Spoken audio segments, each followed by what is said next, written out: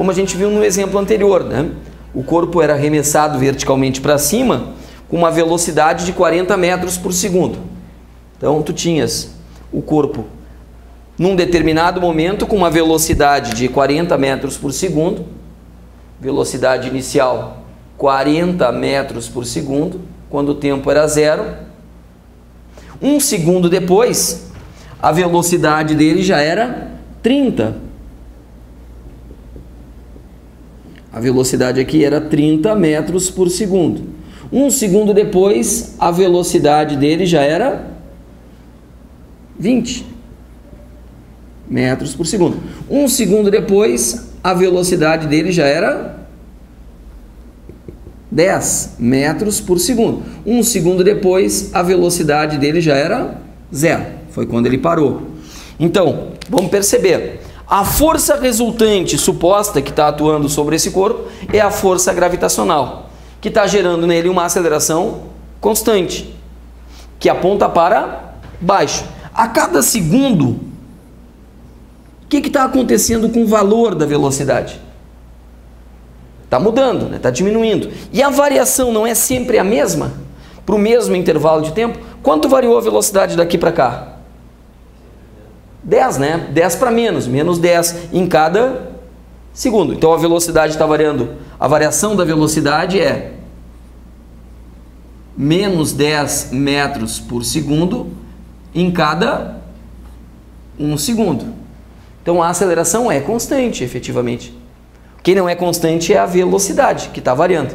Mas a variação é sempre a mesma, para o mesmo intervalo de tempo. Certo? Ficou claro para ti? Então, o cuidado que deve ter acontecido contigo, que é comum de acontecer, mas para nós não pode vir a acontecer com frequência, pelo menos até o dia da prova, é que a gente acha que força gera velocidade. E força não gera velocidade, ela gera mudança na velocidade. Certo? Ah, mas eu estou andando de carro, eu entro no carro, ligo o carro, engato a marcha adequadamente e a velocidade do carro vai aumentando. Estou pisando no acelerador, né? Estou acelerando, vê a nossa ideia cotidiana entrando em conflito com a física. Tudo bem, a gente está acelerando, o valor da velocidade vai aumentando, mas ele não vai aumentar indefinidamente, né? Até porque vocês, futuros guardiões da segurança nas estradas, vão controlar a velocidade, mas vamos supor que a gente esteja numa pista de provas, que a velocidade pode aumentar ao máximo. Vai ou não vai chegar um momento que a velocidade não aumenta mais? Dependendo do veículo que a gente está usando, é possível que isso venha acontecer. Neste momento, tem forças atuando sobre o carro. Na direção do movimento, o carro está indo, digamos, para a direita. A velocidade para a direita. Tem a força que o motor exerce sobre o carro, sobre as rodas, que faz o carro ir para frente. Tá? Então, é exercida nos pneus, a força que empurra o carro. E à medida que a velocidade vai aumentando, vai surgindo uma força de resistência ao movimento no ar, uma força de oposição, que eu vou chamar de força de atrito com o ar. Quando esta força para frente se igualar a esta força para trás, qual vai ser a força resultante sobre o carro? Supondo só as forças horizontais aqui em questão. 0. O que vai acontecer com o carro nesse momento? Ele vai parar? Para ele parar, tu não tem que variar a velocidade? E o que tu precisa para variar a velocidade? De força. Se a força para frente e a força para trás são iguais, quanto é que vai dar somar um vetor que aponta para lá com somar com um vetor que aponta para cá? Um que vale 10 para um lado e que vale 10 para o outro. Quanto é que vai dar a soma? 0. Qual vai ser a força resultante sobre o carro? 0. Eu tenho quem mude a velocidade agora ou não? Não. A partir desse momento, meu carro tem velocidade constante. Certo? Por que a velocidade está constante? Porque a força resultante sobre o carro é 0. Certo? Então, essa é a ideia que é difícil da gente romper. A ideia de que, na nossa cabeça, e essa ideia ela vem, parece que, na carga genética, ela vem desde o tempo de Aristóteles, os primórdios aí da análise mais científica. A ideia que se tinha era que força gerava movimento. E essa ideia parece que vem sendo incorporada por nós pela carga genética e a gente já nasce pensando assim. E quem vai mostrar que está errado? A prática, a física. Pois não. No MQL, a gente nunca vai levar em consideração o peso.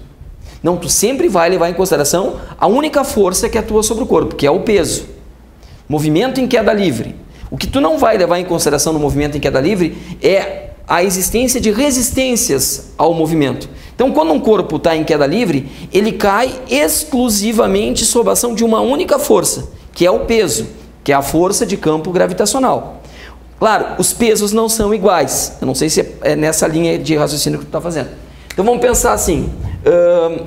Nós todos aqui nessa sala, talvez casualmente tenhamos alguns, um que outro, o mesmo peso, mas os pesos são diferentes. Então, eu posso ter um corpo pesando 10, um outro corpo pesando 20, não aqui na sala de aula, né? Mas um outro corpo pesando 30. Os pesos são diferentes, certo? No valor numérico, todos apontam para baixo.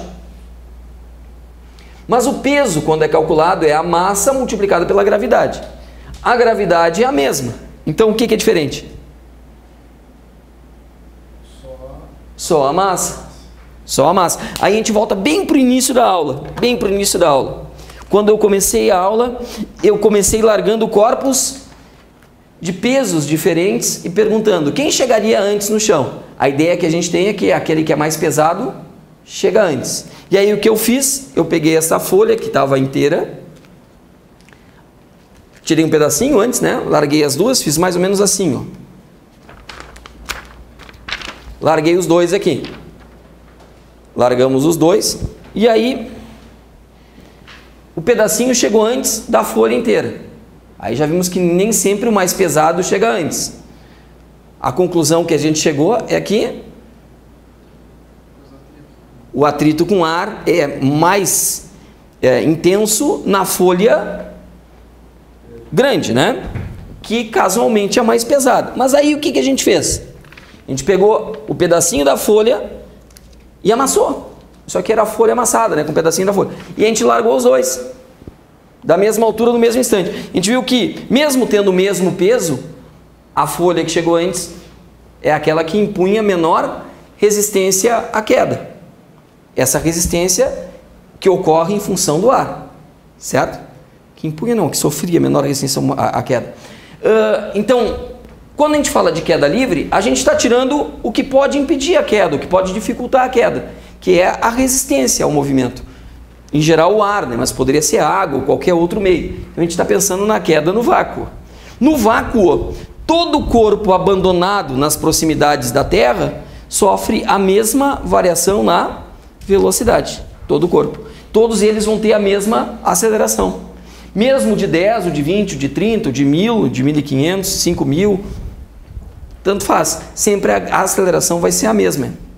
Tá? Essa é uma tentativa de algumas questões de concursos assim, de induzir a pessoa a pensar que o mais pesado chega antes, no vácuo ou não.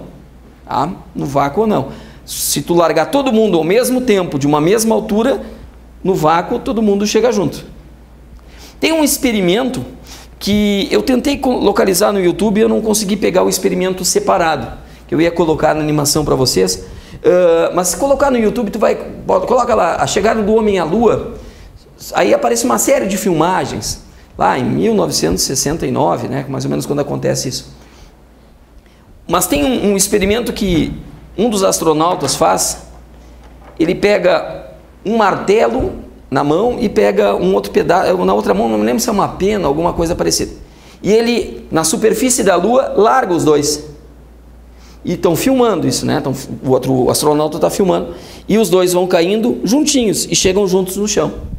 Ele faz o experimento mostrando que na Lua não tem atmosfera. Então, os corpos estavam em queda no vácuo. Na Lua tem um campo gravitacional, que não é tão forte quanto o da Terra, é menor. Ele é aproximadamente a sexta parte. O G da Lua é aproximadamente a sexta parte do G da Terra. Que o G é uma característica do lugar onde o corpo está. Na Lua, então, é menor. E aí ele mostrou, na prática, para todo mundo ver, que ele estava envolto no vácuo e o Galileu tinha razão, né? Se tirasse o ar da jogada, todo mundo ia chegar junto no chão, mais pesado e o menos pesado. Logo, a aceleração na queda livre independe da massa do corpo. Se tu pegar aquele balãozinho de gás hélio, sabe aquele balão de gás hélio, e abandonar nas proximidades da Terra, no vácuo, ao invés de subir, ele vai cair. E ele vai cair tão rapidamente quanto um elefante, abandonado da mesma altura no mesmo instante. Então ele vai sofrer a mesma variação de velocidade que o elefante. É uma coisa que foge um pouco da nossa racionalidade. Primeiro, abandonar um elefante, né? Claro, estupidez, mas só para ilustrar. Então não tem nada a ver a massa, né? Por mais incrível que pareça.